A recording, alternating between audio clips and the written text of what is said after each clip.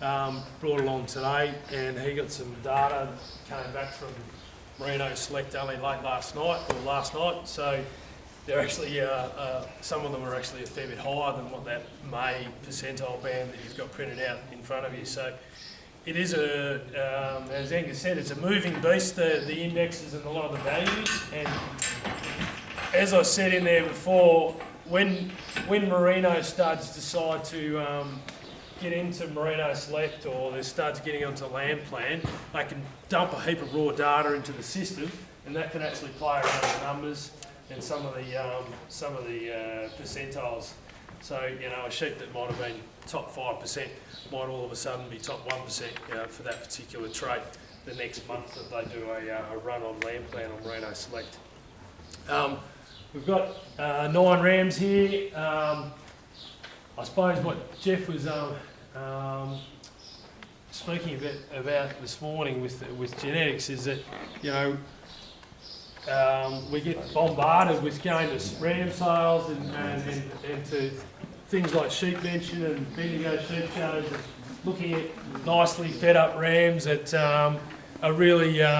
showing the effects of a good environment most of the time. Not many people take a pretty hollow gutted, sort of underfed type of animal. And this is where ASBVs are really crucial for you to purchase and make some sound decisions on your breeding objectives on farm. One of the things that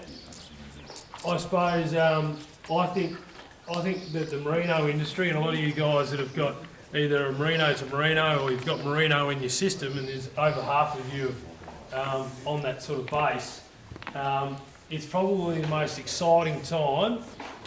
in the merino industry is right now, with the rapid increase of people such as Angus and Tim and that are starting to breed rams and breed sheep using ASBVs, and the more and more studs that come on board. And if you guys can get really skilled up in using these tables and understanding how the figures work,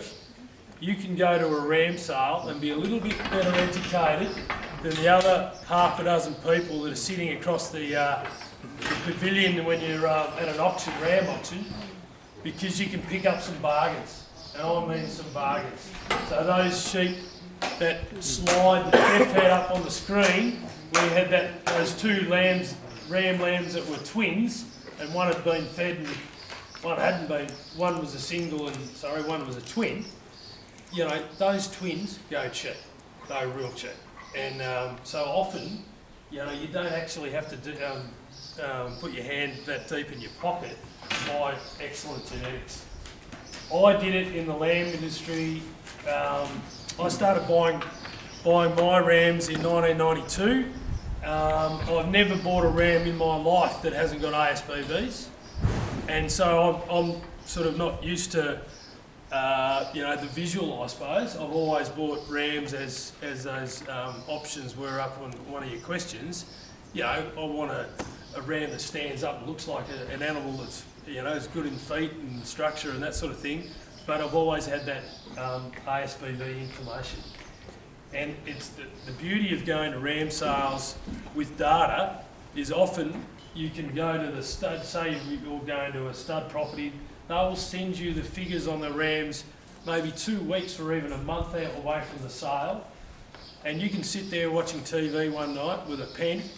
and it might be a pretty ordinary television show, which is pretty easy these days, and you can sit there with a highlighter and go through 150 rams and pick out the 20 rams that you want or have a crack at, or that are going to suit your